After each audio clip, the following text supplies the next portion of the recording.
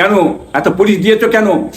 আন্ডা মারবে বলে, মুখে আন্ডা মারবে বলে, পচা টমেটোর গালে মারবে বলে, জুতো গলায় পরিয়ে দেবে বলে, জুতো ছুঁড়বে বলে পুলিশ দিয়ে ঘোরাচ্ছেন? সেই যে নেড়ি কুত্তা, জাহান্নামার নেড়ি কুত্তাকে এত প্রশাসন দেওয়ার দরকার নেই না।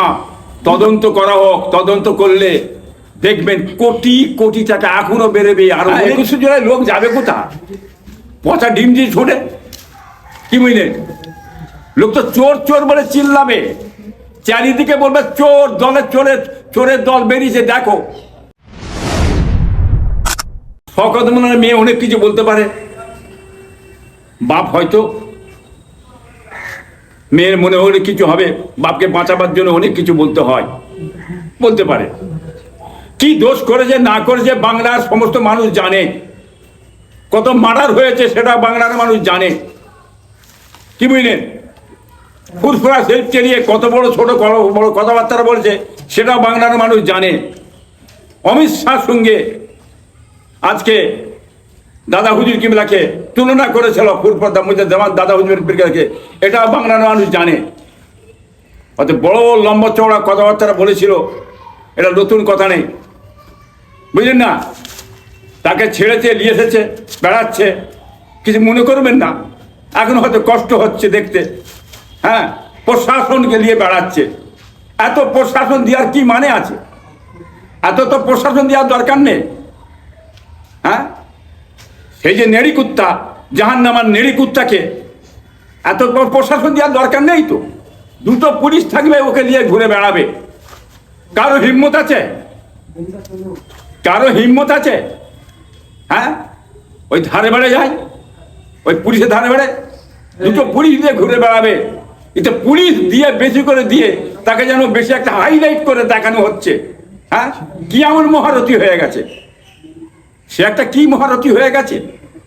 আজকে তার পাপের ফল হাড়ে হাড়ে পেচ্ছে।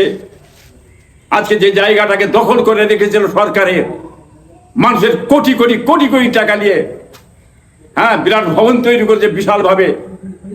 আজকে কোর্টের অর্ডার ভেঙে ধূলিসাৎ করে দেওয়া হলো। কার টাকা? কার বাবার টাকা? গরিবের টাকা, জনগণের টাকা, মানুষের টাকা। সেই টাকাগুলো নিয়ে যদি এলাকার গরিব মানুষকে যদি 1 কাঠা 2 কাঠা করে জায়গা কিনে দেওয়া হতো, তাদের ভবিষ্যৎ গড়ে যেত, তারা থাকার জায়গা পেত। থাকার জায়গা নেই মানুষের। হ্যাঁ, কি করেছে না করেছে বাংলা মানুষ দেখছেন না কিভাবে ঘুরছে? হ্যাঁ, খালিভাবে ঘুরে বেড়াচ্ছে, তো বুঝতে পারছি নি। কেন এত পুলিশ দিয়েছো কেন? আন্ডা মারবে বলে, মুখে আন্ডা মারবে বলে, পচা টমেটোর গালে মারবে বলে, জুতো গলায় পরিয়ে দেবে বলে, জুতো ছুঁড়বে বলে পুলিশ দিয়ে ঘোরাচ্ছেন? হ্যাঁ, পুলিশ দিয়ে ঘুরে কি করবেন? বেঁচে যাবে? কোনোদিন বাঁচবে না। নটরাজ ক্রিমিনাল শওকত মোল্লা বাঁচবে না, কি বুঝলেন? এইভাবে ধরে ঘোরাচ্ছে, বেড়াচ্ছে, দেখতে খুবই খারাপ লাগছে বটে, বুঝলেন? দেখতে খারাপ লাগছে। হ্যাঁ, কথাটা অন্যায় মানছি আমি।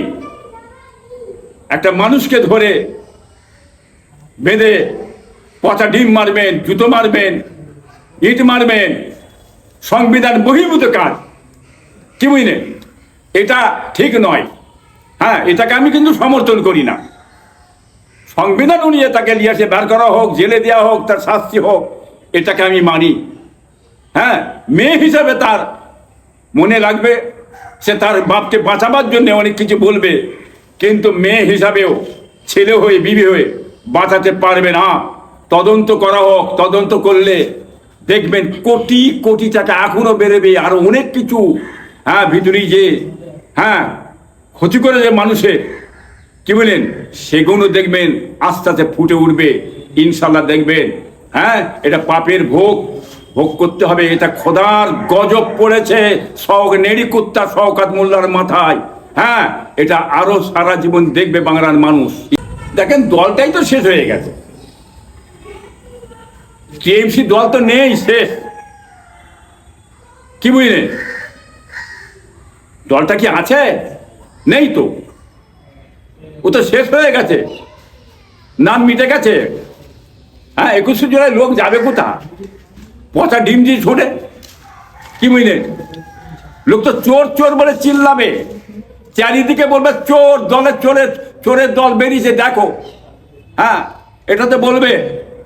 21শে জুলাই লোক হবে কি না হবে, বাংলার মানুষ এখন থেকে বুঝতে পারে ভাড়া পড়ে গেছে। অতএব দলটা নেই, লোক হবে কোথা। যাক, ছেড়ে টেনে টুনে ঠেলে ঠুলে দু চারটে হয়তো বের করে কিছু নিয়ে যেতে পারে, তাতে তো আর কাজ হবে না। হ্যাঁ, দলটা মিটে গেছে, দল থাকবে না, কি বুঝলেন? এটা বাংলার মানুষ জেনে গেছে। সব পালিয়ে যাচ্ছে, জান নিয়ে পালিয়ে যাচ্ছে, সব সব চলে যাচ্ছে, বুঝলেন? আগামী দিনের যে দল, কি বুঝলেন, কে আসছে কে দাঁড়াবে, এটা বাংলার মানুষ বুঝতে পেরে গেছে। আগামী দিনে বাম ছাড়া আর কোনো রাস্তা নেই, এটা বাংলার মানুষ কিন্তু জেনে গেছে। ঝড়ের মতন বেরিয়ে চলে যাচ্ছে, এটাও কিন্তু সবাই দেখতে পাচ্ছে। এয়ারপোর্টটা তৈরি করলে একটা জায়গার প্রয়োজন আছে। ভাঙড়ে যে গ্যাদারিং, যে মানুষের চাপ, ওই জায়গাটায় করলে একদিক দিয়ে সুবিধা হয়, কিন্তু একদিক দিয়ে বিশাল ক্ষয়ক্ষতি হয়ে যাবে। তবে এয়ারপোর্টটা একটু দূরে থাকা ভালো, এটাই বলে আমি মনে করি। এই যে গুন্ডা দমন আইন, এটা যে বার করতে চাইছে, একমাত্র বিরোধী দলকে ভয় পেয়েছে। আজ ভয় পেয়ে পাওয়ার জন্যই এই গুন্ডা দমন আইনকে পাস করতে চাইছে। এইভাবে বিরোধী দলকে দমন করে রাখা যাবে না, ভয় দেখিয়ে রাখা যাবে না। মানুষ জানে কি করতে চাইছে বিজেপি।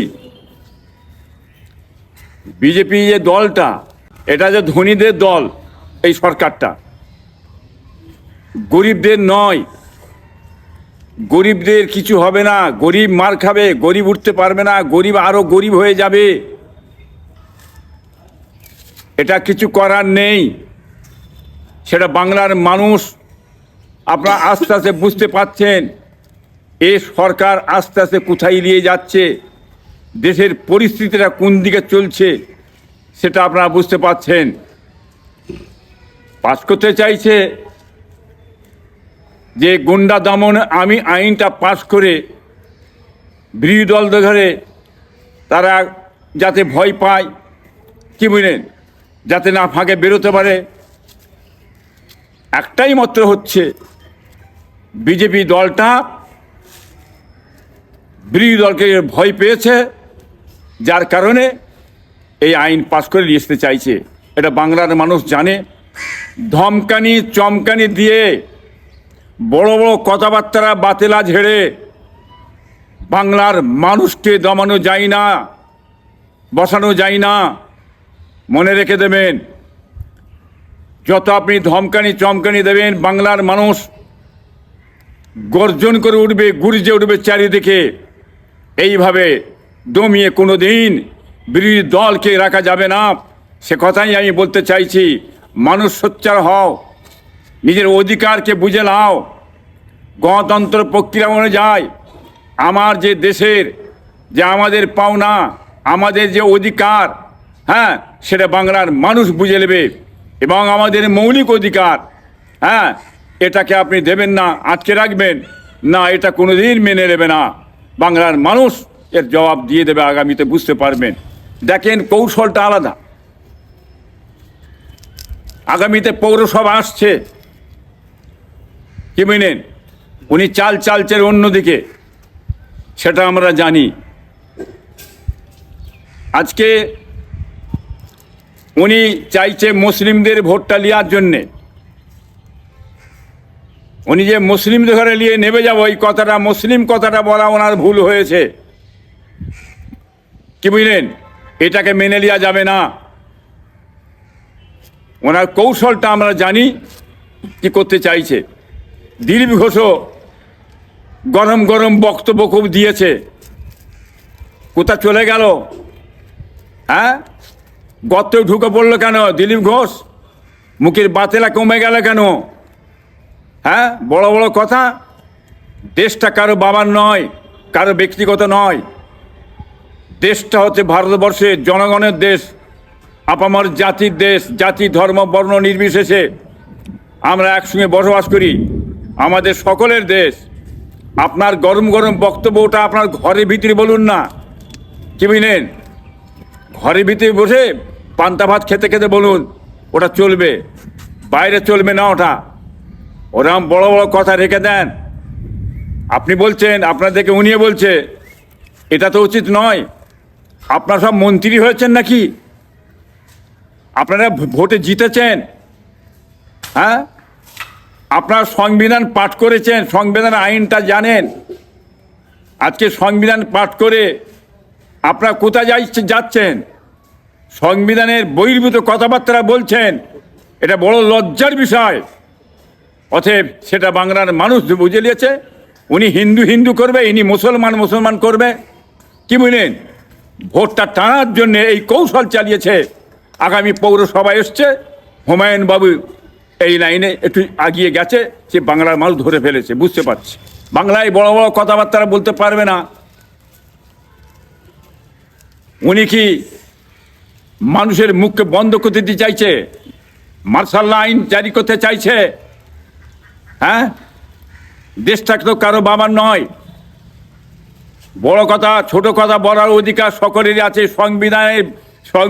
সংবিধান অনুযায়ী বলতে হবে, সংবিধান বহির্ভূত কথা নয়। যত বড় কথা বলার অধিকার তার আছে, যত ছোট কথা বলার অধিকার তার। তিনি কে এইসব বলার অধিকার তেনাকে কে দিলে? বলতে পারবে না। সংবিধান অনুযায়ী বলতে হবে, অধিকার বলতে হবে। হ্যাঁ, আমার অধিকার আছে, বলার ক্ষমতা আছে, কেন পাবো না? কেন চাইবো না? আমার সেই জায়গায় আপনি হস্তক্ষেপ করে বন্ধ করবেন, ধমকানি চমকানি দিয়ে।